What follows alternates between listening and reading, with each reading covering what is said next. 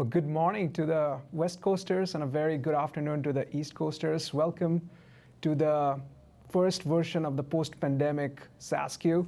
We used to have this in our cozy offices in San Francisco, but in the post-pandemic world, we're trying the virtual version.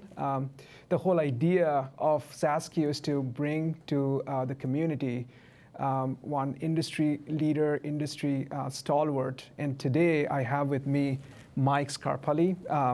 Mike needs no introduction. He took Snowflake public as a CFO in 2020.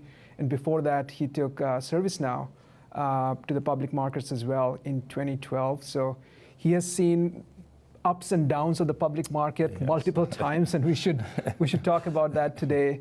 And in addition to that, he sits on the boards of multiple companies, including Nutanix a couple of years back, and at Sneak, where he and I are fellow board members. And at Sneak, he has brought in such incredible amount of insight into each decision that we have taken over the past couple of years.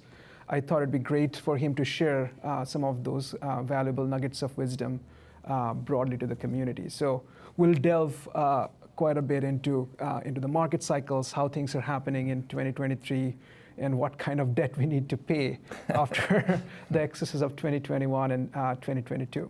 So the first question, Mike, even before going into the markets, I mean, you've been incredibly precise in identifying companies that you need to work with, starting from data domain to ServiceNow to now Snowflake, and looks like every time it gets better and better, right? And us VCs would love to have your talent in picking. How do you think about what companies to kind of go and join and build when you're looking at companies in those early stages? Sure. I'll start first by saying hello, everyone, and thanks for having me here today. You know, I would say that I've been very fortunate, lucky, whatever you want to call it, but I think it really started on data domain was really the leadership and choosing a team that has good leadership. And Frank Slootman, I was inspired by him when I met him at Data Domain. But on top of that, it's also a good product that is a market leader and looking at that. And I'll tell you, Data Domain was really the inventor. Now you hear today data deduplication. It was really replacing a tape-based backup system. They figured out how to do data deduplication where no one else did at the time. And they were clearly the market leader in that. In the case of ServiceNow, once again, Frank left Data Domain when EMC acquired them. I stuck around. He kind of took some time off. He tried being a VC. That didn't work out very well. And then when he was looking at ServiceNow, he approached me, and we both looked at it together. And I joined more to follow Frank. I knew nothing about ServiceNow at the time, but as I dug into it and I looked at all the diligence that Sequoia in particular was the VC who invested a lot, and I was impressed by the diligence and all of the customer conversation, as it all went back to the product. And in the case of ServiceNow, it really was competing in a market that had a very weak incumbency with BMC software and EMC, where there was no innovation, and there was really no one else trying to do that. So it was really finding a company that had a product with large market opportunity.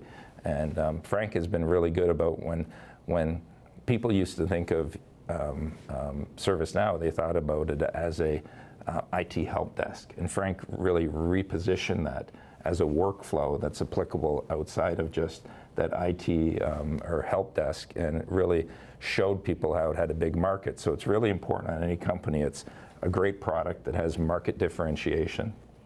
And hopefully it has a weak incumbency, or you can demonstrate how you're better than the other companies. And it's that leadership, once again, had a great leadership team. And in the case of Snowflake, once again, when Frank approached me in April of 2019 and said, I have a unique opportunity. I'll come out of retirement if you'll do it with me, but I'm not interested if you're not. More, he's like, I don't want to learn another CFO. I know what you do. We're very complementary to one another in terms of what his skill sets are and what mine are. And once again, with Snowflake, the product. The big differentiator between Snowflake and ServiceNow on the product side is we're competing with the three largest technology companies, or the hyperscalers, Microsoft, AWS, and Google, and the company was winning. That's what's impressive. And once again, massive market. I think we estimate the market for Snowflake with what we're going after is going to be in 2028, 280 billion. So massive market, so it's important. Product in big markets. Perfect. That's music to our ears, right? As venture capitalists, we, especially as early stage venture capitalists, right, we are looking at products and markets and the team, right? Those, it's great to hear that's where you are looking for. Now going into specifically into the public markets, right? We've obviously had a tumultuous 2022, and now it feels like we are kind of getting up a little from the lows of December 2022 to now. What's your view on that?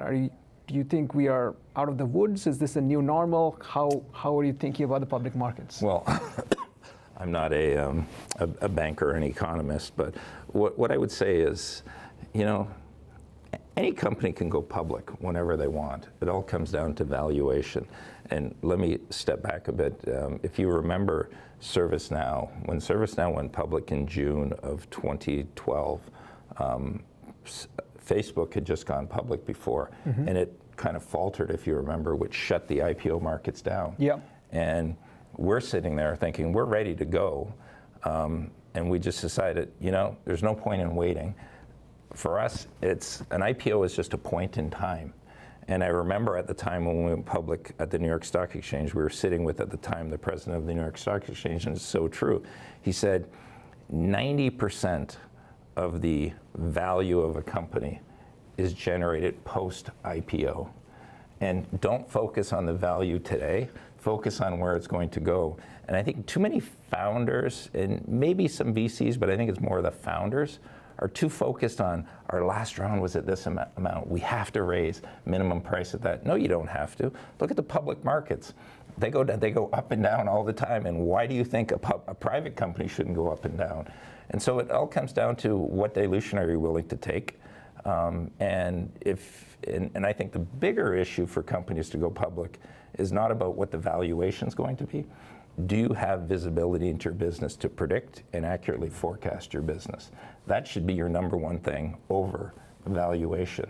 Because at the end of the day, what's an extra 1 or 2% dilution if you can go public and you can create that post-IPO value, which will happen as long as you can show the growth in front of you.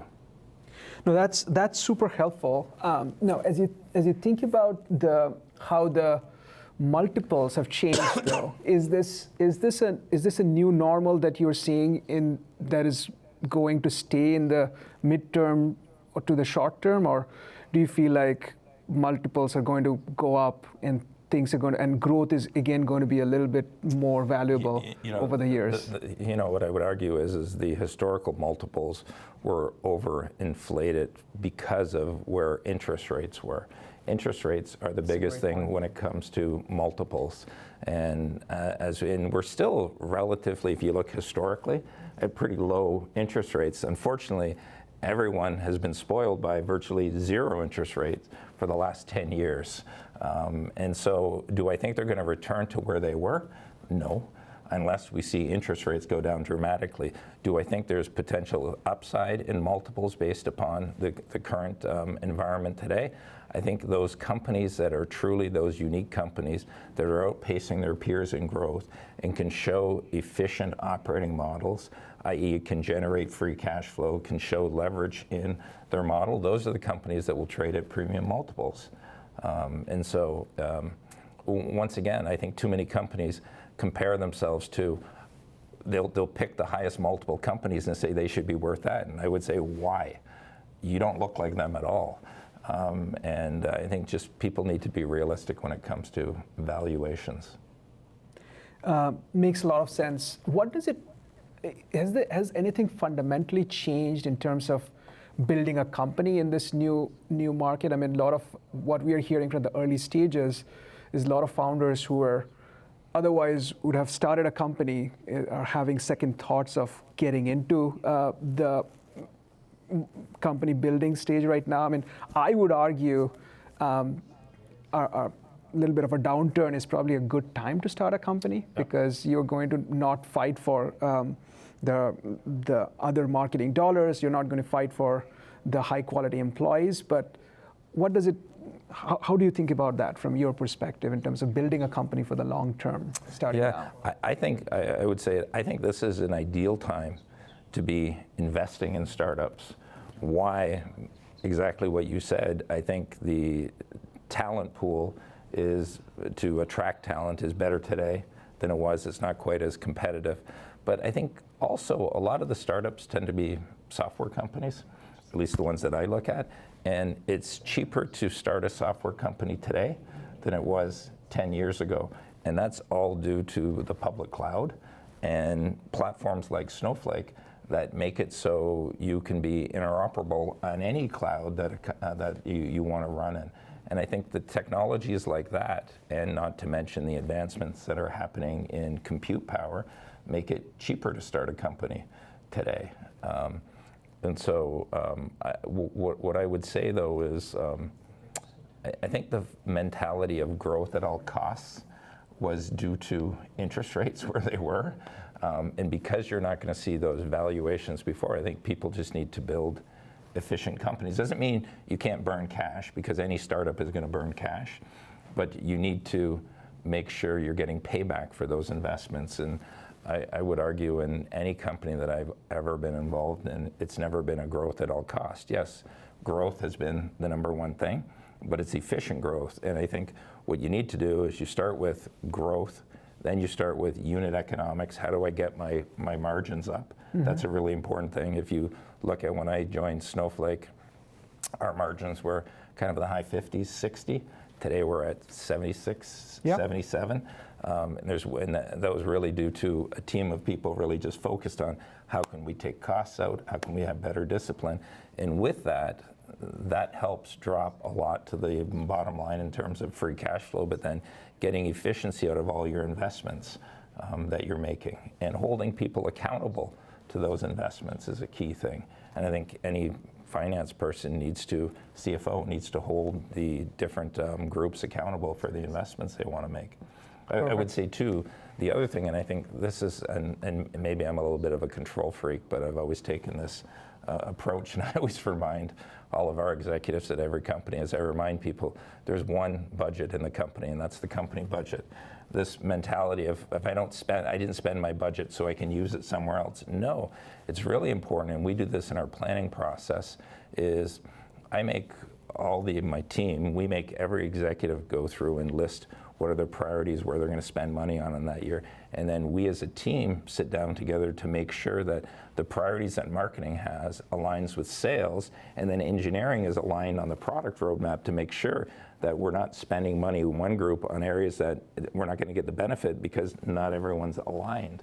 And likewise, when every quarter, and we typically have savings every quarter from what we were thinking, we take that money back and we put it into the company pool and think, okay, we have an extra $5 million. Where can we spend it as a company, not by a group, to do that? And I think it's really important that, especially in a market like this, that CFOs are taking that leadership position. So that actually is a nice segue to the next question that I was going to ask, which is the tough reality of RIFs, right? Mm-hmm. In 2023, a lot of companies are going through that. They're thinking through all the burn and the planning that they had done in 2022, which has not really generated the revenue that they would like. Mm-hmm. And now they need to be more efficient. But what is happening is, at least from what I'm hearing from different companies, is different departments each think that their budget is very important, and that cannot be cut. So there is a kind of a grab of for budget, right? So as a CFO, how do you, what is your mental framework? Like if a company needs to make themselves more efficient, right? What is the thought framework and the thought exercise that they need to go through and ultimately drive towards that budget cut? Yeah, I would say on headcount, because we do most of our planning based upon headcount, but headcount is really just a proxy for spend, which is the budget.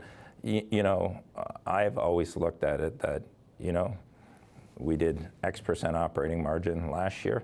I need to see an increase in operating margin this year, and I can't have my expense lines, whether it's sales or marketing or engineering or G&A, growing faster than revenue. So it starts with, what is my revenue growth going to be? Let's do our territory planning coming up from there. And then based upon that, all the other expense lines need to tie in to, I'll let you grow your expenses of revenue, but you're not going to outpace that because we need to show leverage. And in terms of the salespeople too, we look at in terms of the efficiency of the sales org. And if I'm not seeing the productivity in the sales org, I'm going to slow hiring down on the sales side. If I see increased productivity, I'm going to add more people. It's funny, some founders and stuff are so proud that, and sales leaders are so proud when their salespeople are all blowing their numbers away. That tells me two things. You're missing out on market opportunity because you don't have enough salespeople on the ground, or you misquoted people. And so I think you actually want to have a mix of, you don't want all your reps to be above quota, because that tells me you did a bad job of planning, but you'd like to have 70 to 80% above quota there. And I really spend a lot of time on the go-to-market and the sales side. Well, in 2023, not all companies are Snowflake, right? I'm pretty sure a lot of companies have much less than that in terms of quota attainment, right? Yeah, but I'll tell you, we had problems in Q1 on our in our bookings, and I'm not hiring people in the go-to-market side of things right now. It doesn't mean I say no net new hires. Yes, we're backfilling people and we're reallocating headcount where there were underproductive. I'm still investing very heavily in R&D, and I'm still investing heavily on the pipeline generation, which ties into marketing, because I think in tough times, I think it's really important that your pipeline conversion is going to be lower. And so that means if you want to hit your number, you got to generate more pipeline, quality pipeline. Right. And it really, the whole sales side starts with pipeline. And so we spend a lot of time looking at pipeline metrics. We also spend a lot of time not just talking about the current quarter when we do sales calls. Once a month, we talk about next quarter and the balance of the year to make sure our sales leaders are thinking not just about the quarter, it's the next quarter and the quarter after that. But does it mean, so in terms of pipeline efficiency, generation efficiency, if that goes down, which in this market it will go down, would you still invest more in pipeline generation just to have the coverage? Yes, you have to. You have to. Just to hit that number, even though you're going to miss, you'd miss by more if you didn't invest in that pipeline generation. That's in our opinion. I will say that, the first part of this year, the sentiment was not great out there with customers. Right. There seems to be a change going on right now in terms of what we're seeing with customers, and customers are re-engaging and wanting and talking longer term plans and stuff, because I do think and I'm talking large enterprises, are really maybe seeing an end to this. I don't know. Yeah, so that's what I am seeing as well. A lot of our portfolio companies where the sales cycles were getting elongated, were pushed out to the next quarter, are finally closing those deals. And some of those are pretty massive deals that companies are investing for the future. So there is a bit of a cautious optimism. And whenever there is a bit of a cautious optimism, there is a question right in front of the CFO and the CEO, right? I mean, till now there was cut. And now, how much do you cut, and how do you plan for this upside, right? If you cut too much, then you are not going to be able to capture that upside. How do you think about that? Is there any kind of key indicators that you think about when budgeting, where it preserves the midterm upside while still getting the maximum efficiency? It really, for me, it's all driven by sales. And in terms of productivity, if I'm seeing productivity. But sales is a lagging indicator though, right? Because for companies that has like 6 month sales cycles, you're not going to know maybe 4 or 5 months from now when the deals are actually getting towards the close. But by that time, have not really hired enough salespeople to ramp them up, so there's that phase lag. I do spend a lot of time. It's not just on the bookings itself, it's the activity. Right. We sit and review. I get weekly on all updates on all of our largest accounts, what's going on in those accounts. We can see, because we are a consumption model, and daily, first thing I do when I get in the morning, I look at what was my revenue yesterday, and I look at it by customer. We reforecast the business on a daily basis, and the best indicator for the future for us in a consumption model is what are customers doing today, because that's going to tell me where they're going. And we do see those variations, and talked about it on my call, that April was a really bad month in terms of customer sentiment. I really didn't see any, for a number of the days, there was zero growth in terms of daily consumption, where on average it was always increasing week over week. That same day would increase 1% plus in terms of revenue when you looked at all the customers. So those are the things I look at to determine whether I need to slow hiring down or invest more in hiring. And we've been very fortunate that we have not had to do any RIFs, but I would argue that if you have a performance culture, you should not have to do RIFs if you are prosecuting poor performers on a regular basis, and we have always done that since day one. Makes a ton of sense. I mean, I want to highlight that part around activity tracking and forecasting. I mean, that in today's day and age, there are lots of tools for us to glean that insight, and if anyone is not doing that, you should be doing that, right? That's very key to plan for the next year. Now, the last question on layoff, and I know you, I mean, you've picked well, you've executed well, so you have not had to do layoffs. But for executives that do need to do these RIFs, any words of advice in terms of how to handle that communication to their workforce, and how do you keep the remaining workforce that is there motivated, right? These are two faces of the same coin. Yeah, I've been very fortunate that I have not had to do a RIF since 2002. Wow. So, Wow. and that was different with a Wow. company where I had a fraud, and I literally had to cut half the headcount in the company within a week just to survive as a company, and we did. So I can't give you firsthand knowledge of the things that I've had to do, other than I have seen as a board.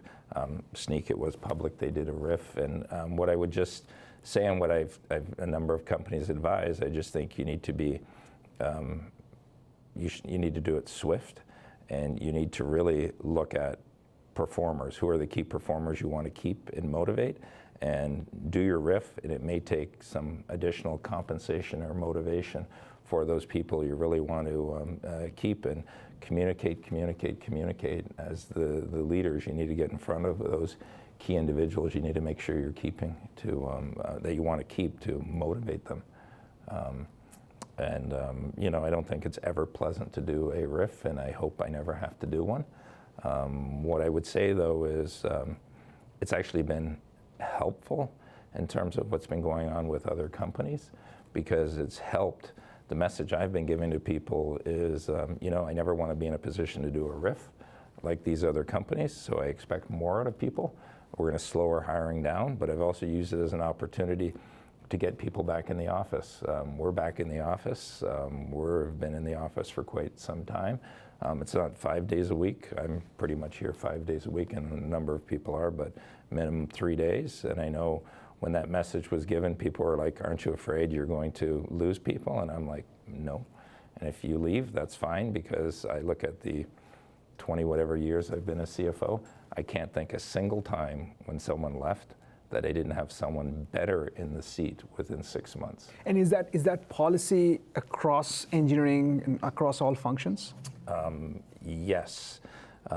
Engineering has been, they were actually the ones leading, and it's been a little bit looser, but they're now getting, everyone is back. I would say I have a number of functions. I have the traditional CFO, accounting, finance, tax, treasury, but I also have our CIO reports into me, so all of internal app development, actually our security organization reports into me, our legal reports into me, HR, People are back in the office, with the exception of I just took over HR.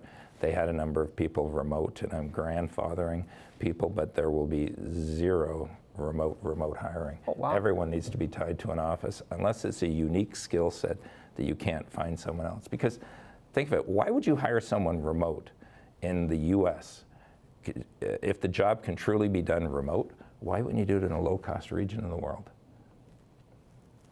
That's a great point. It's like I'm having this argument with my finance people. I'm like, I expect my auditors from PwC to be in the office doing the work. Why are they doing it remotely? Because if it can be done remotely, put a team in India on it and give it to me at half the price.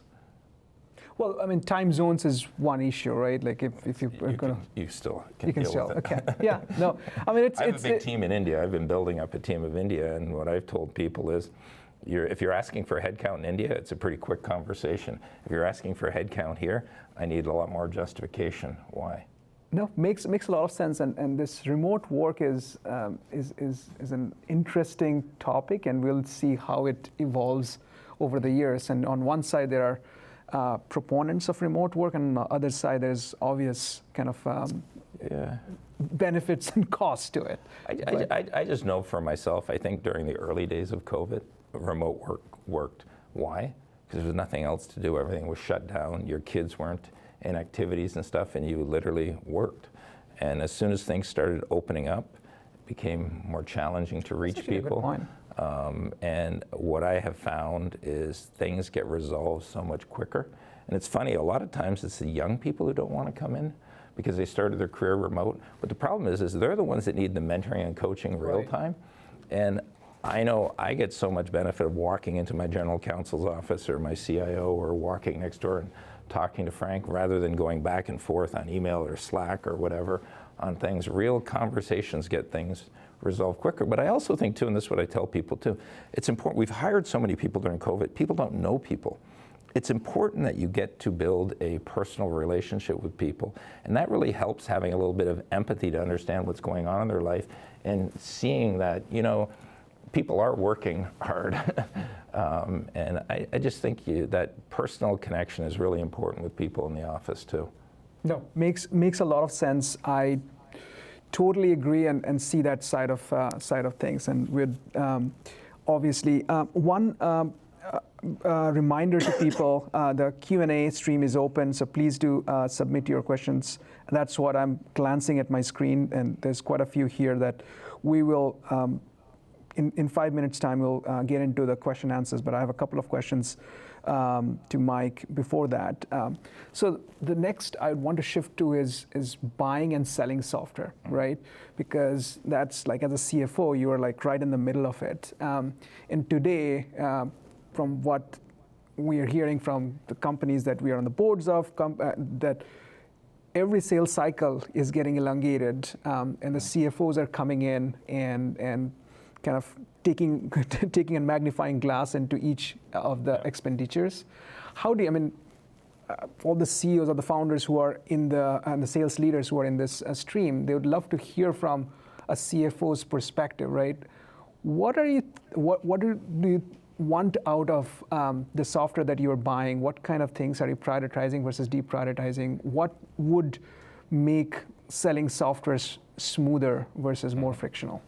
So, a couple things, and you're absolutely right. I see it on my customer base that CFOs are getting more involved in the procurement cycle of buying Snowflake, and likewise, I think I've always been pretty involved in procurement. I don't allow any.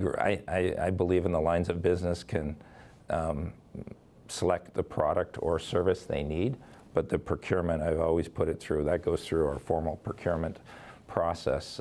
And when I look at any new vendor, first question my procurement team always digs into, are they a Snowflake customer? Yes, good, that checks the box. No, why could they be? Okay. And there's many that can't be for various reasons, depending on what they're doing, that's okay, but I want to know why. And that's a really important thing. And then the question I always ask is, and it's pretty simple, okay, what's going to get done? What is this going to do that we're not able to do today? Before I even get into the pricing.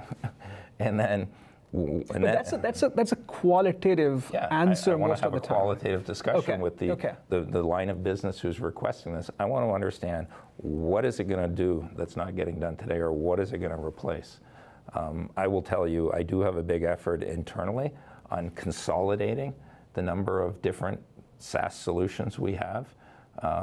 And because what I'm finding is we have various SaaS vendors, and some of the ones can do what others are doing, and I've been really doing POCs to understand it, because I want to simplify the business and have less vendors than more vendors. Doesn't mean we're not going to increase the number of vendors based as our business is growing, but I want to keep it simpler. So but then, to summarize, you're basically saying consolidate the stack. And this is what is going to happen across the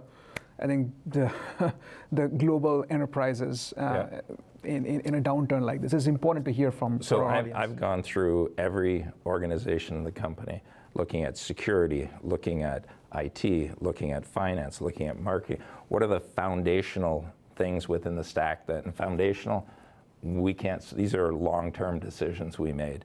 And then I look at what are unique or different point tools or solutions that are really the leaders in, and we need them. And then I have a bunch of others and those bunch of others, they're the ones that are all at risk of getting consolidated. That there's not much differentiation between them. Super helpful. Now, then some of those others are going to argue that they are the best of breed, right? Mm-hmm. That some of those features are never going to be in the platform that you choose. How do you think about that? Do you really need all those features? You know, we've bought a lot of things that have all these great features, but we don't use them all anyways. And so it's you need to differentiate yourself. And then I really look at as well, when I'm buying any new technology or whatever, is what's it going to save me? And it's not just hard dollars, it's also in terms of how much faster are we going to be able to do things. And I have my finance people with procurement figure out those things to determine the value we're getting.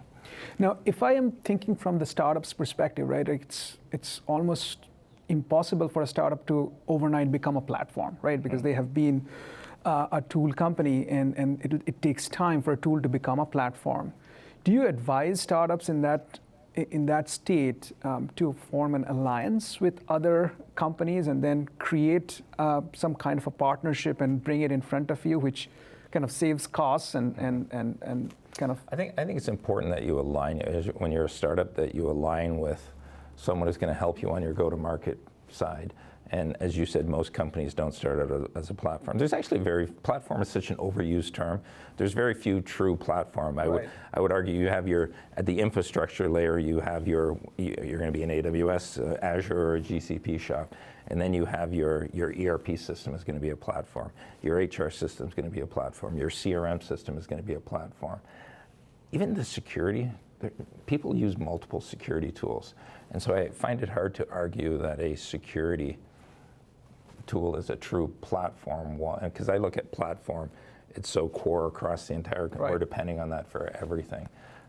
That's just my opinion. I think there's probably 4 or 5 platform companies out there.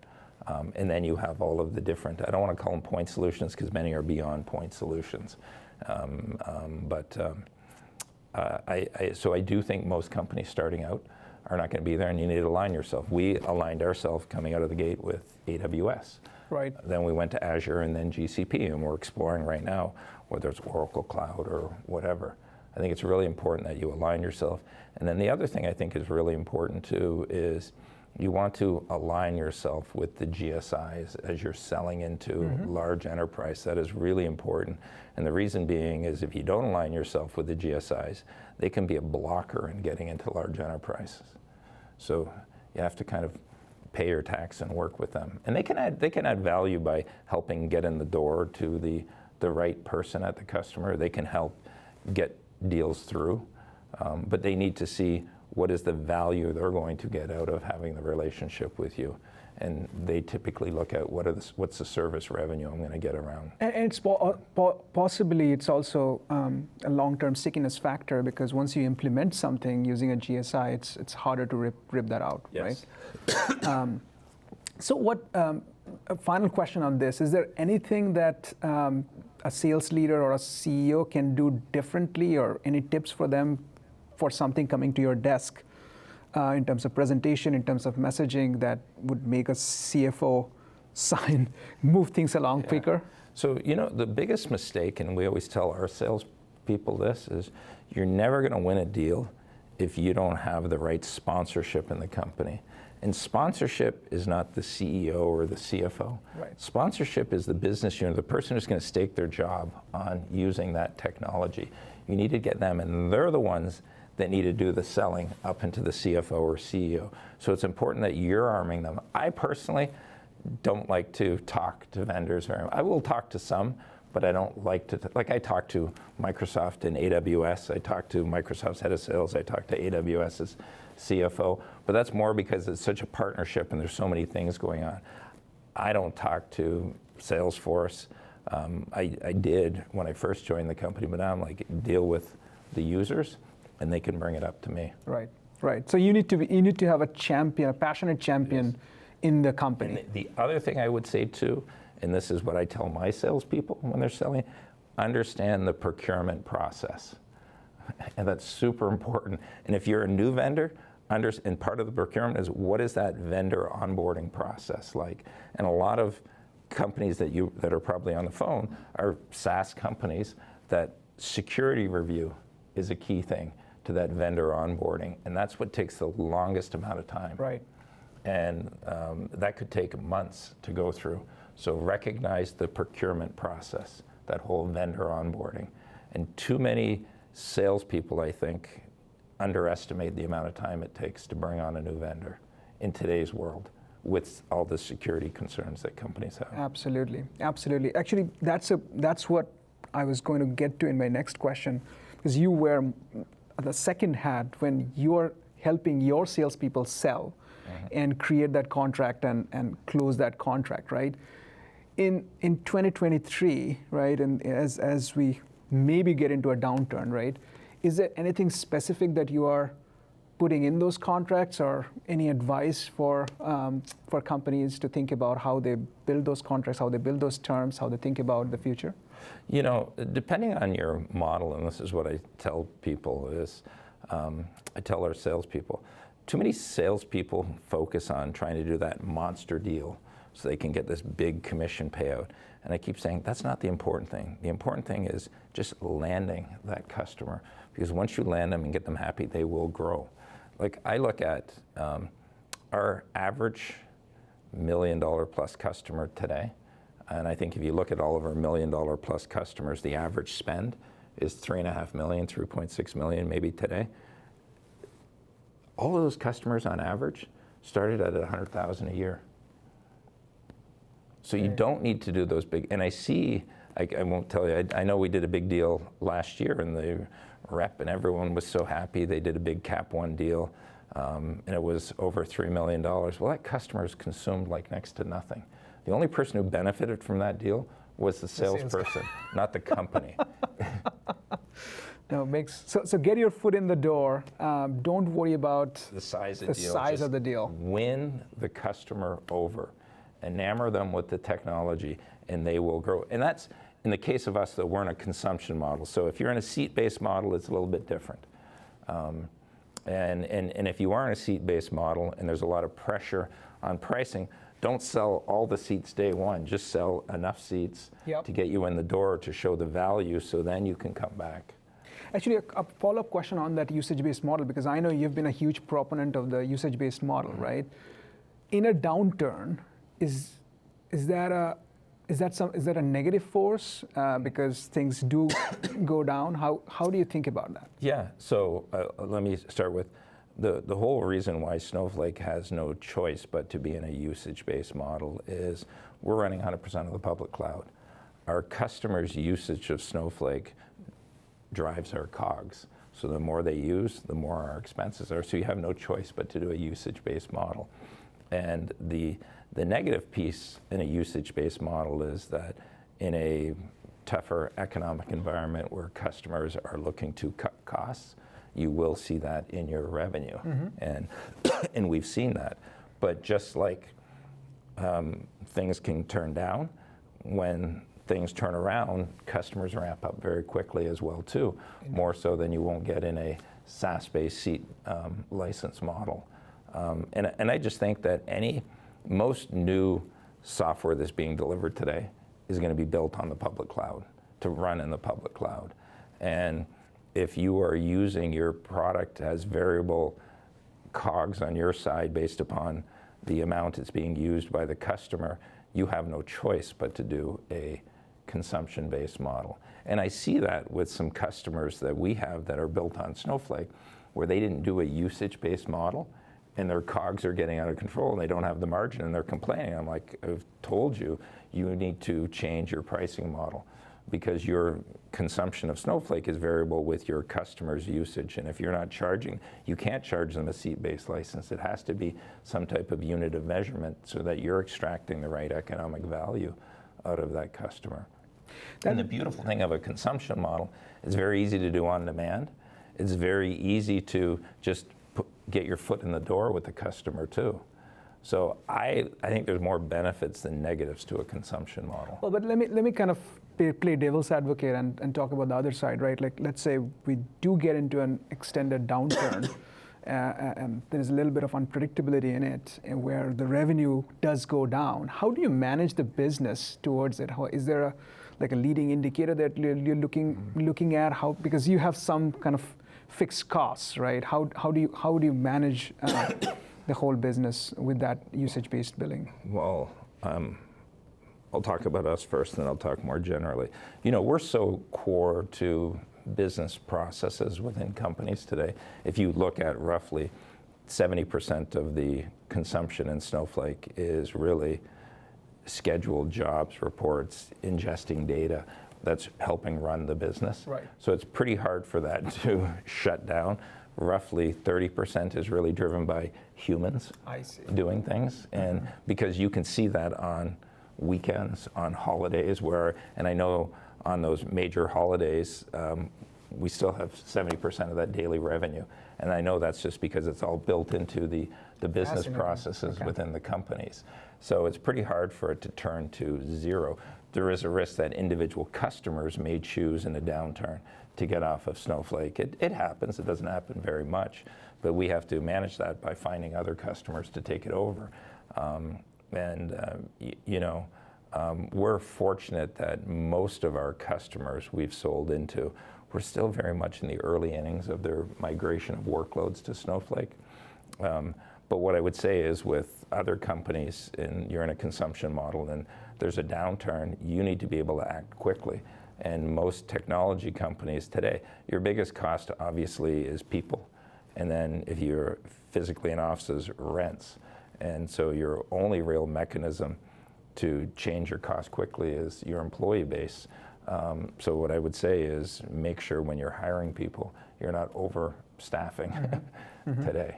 Yeah. And I don't think that many companies are overstaffed, widely overstaffed. You're always, even in good times and bad times, you're going to find individuals that aren't that productive and you need to upgrade them. But in general, I think most companies have done the right sizing they need to do. And as I said, I do think sentiment is changing in the marketplace. Great, fantastic. And this is my last question before we move into the Q&A session. And I ask this because I know at the Sneak board, you've been you've brought in a great insight in terms of fundraising, and you are, we alluded to that earlier. So companies in that pre-IPO stage, right? How would you advise them in terms of their IPO preparedness, in terms of raising capital? How long do they plan before they can actually get? I mean, nobody knows the answer to that, but how would companies in that late stages, like maybe not even pre-IPO, but let's say in greater than 150 million in revenue, right? Yeah. Who are thinking about that, how would they think about the next couple of years? Yeah, so I think it's really important for any company that's looking to go public, and as I said, I advise a number of companies too. The first thing is you need to be able to predict your business. That's number one. If you can't do that, that was the first thing I did when I came into Snowflake, is how good are our models at forecasting our customers? And if I can't see at least 2 or 3 quarters of accuracy there, we're not ready to go. we got there. The next thing is okay, what's the ideal date you want to go public, and are there any big investments you're going to need to make, and make those before going public so you can set yourself up knowing once you go public, you want to be able to show leverage every year, and investors need to believe your model and know you have that discipline, that they're going to believe what you say you're going to do in terms of margin expansion, free cash flow. Every investor wants to know that this company can be free cash flow positive. And the best indicator of that is the history. And it doesn't mean you have to be free, but showing that continued progression and being disciplined around free cash flow is an important piece. And this is, I tell that to every customer. And so if you can't show a clear path to that free cash flow, I think you're going to struggle in today's market to go out. The other thing is when it comes down to, is I always tell people, don't get too greedy in terms of valuation, as I mentioned before. And if you don't have at least 2 years worth of cash on hand, get that money, because you don't know what's going to happen in the markets. If they're going to be, you could be on your roadshow and the market shut down, and you don't want to have a gun to your head. And even if you have to take a down round from your last round, you're better off for the long term of the company to accept that dilution and make sure you're well capitalized. I've never been a big advocate of debt in private companies that aren't free cash flow positive. I know some companies took out debt. Well, that's very expensive today. When you look at the valuations have come down, it would have been cheaper to raise the money, but a lot of people didn't want the dilution. Those interest rates are much more expensive, and a lot of those banks wanted warrant coverage as well too, and it turns out not being as cheap as what people thought it was going to be. So I'm a big believer in being able to sleep at night and making sure you're well capitalized.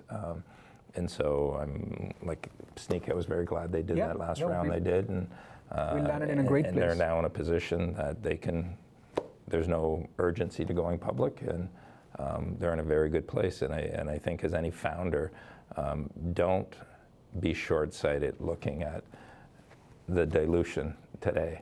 Think long-term. And I'd rather have 20% of something worth $5 billion than 50% of something worth $1 billion. Fantastic. Think long-term. That's a great soundbite. We're moving into the questions, and thanks for sending the questions over. So the first question for you, Mike, what did you have to adapt or change about your approach to being a CFO when moving from ServiceNow to Snowflake? I don't think I changed anything other than I had to understand the consumption model, because it was very different in terms and was the consumption model already in place before you came in, or did you kind of? No. Okay. You know, I got to give, so Bob Muglia was the former CEO of Snowflake, and when they were getting their product ready to go up, they were trying to figure out, do we do it in a selling per node, or do we kind of come up with a unit of measurement for consumption or compute usage and storage? And he came up with the consumption model, and it's the best thing. And so from out of the gate, we use that. I think the biggest thing that I had to do was get comfortable with how you predict the business.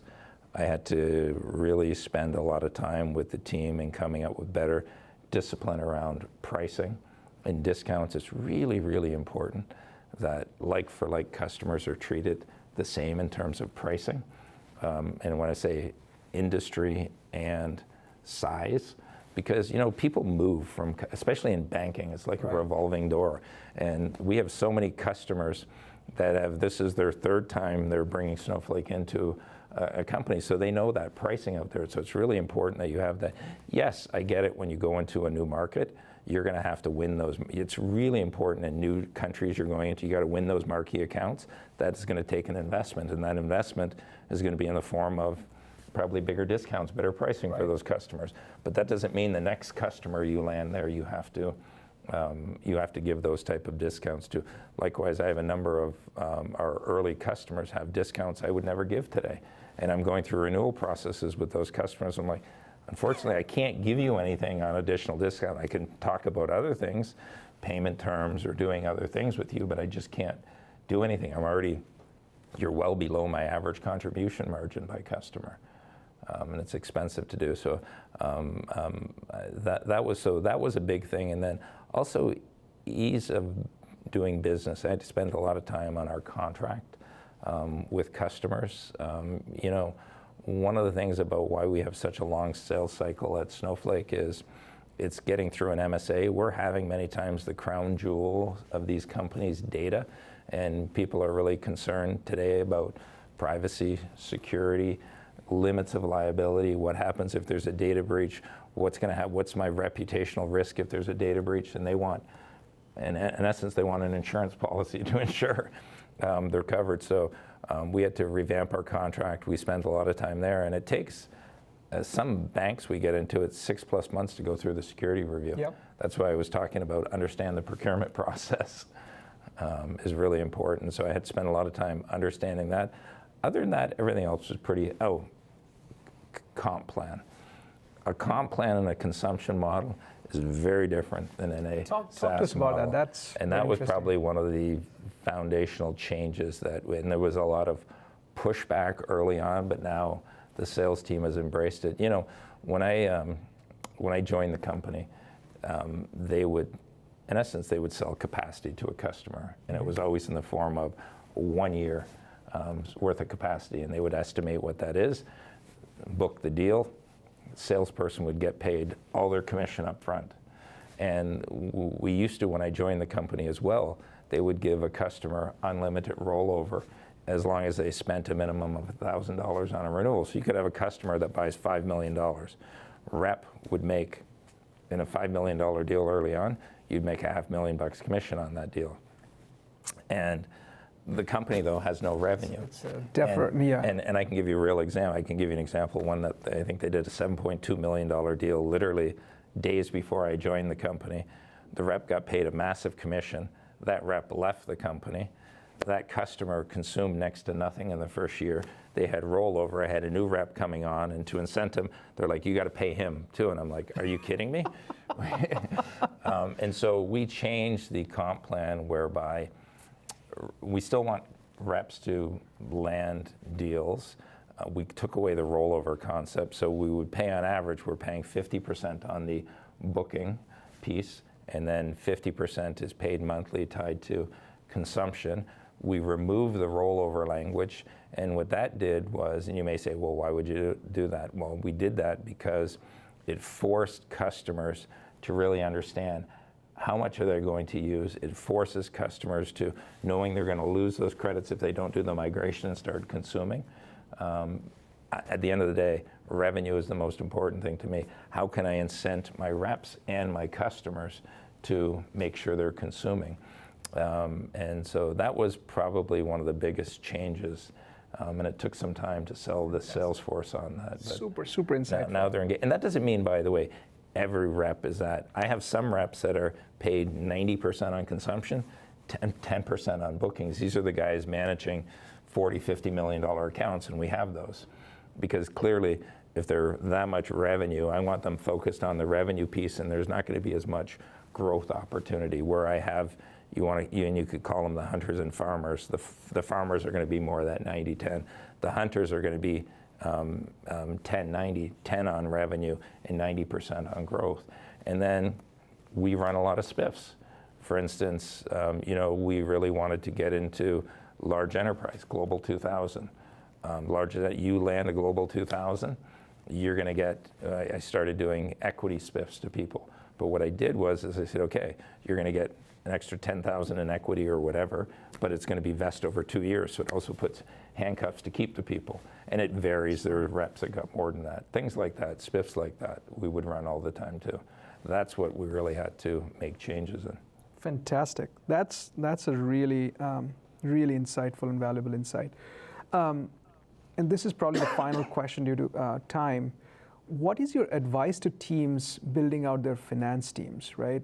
So startups, when they start, most of them, when we invest, don't even have a finance operation, right? But slowly they build it out. Any nuggets of wisdom on when to build it, how to build it, what kind of people to hire, how to build it out? One of the biggest mistakes I see a lot of early stage companies make is they have title inflation in companies. I don't recommend too many startups hire a CFO, hire a director of finance, and if they're good, maybe then promote them to a controller or a VP one day. But what happens is if you hire someone to be your VP of finance and they may be fine for the company for 2 years, but then you realize you need to hire someone on top of them.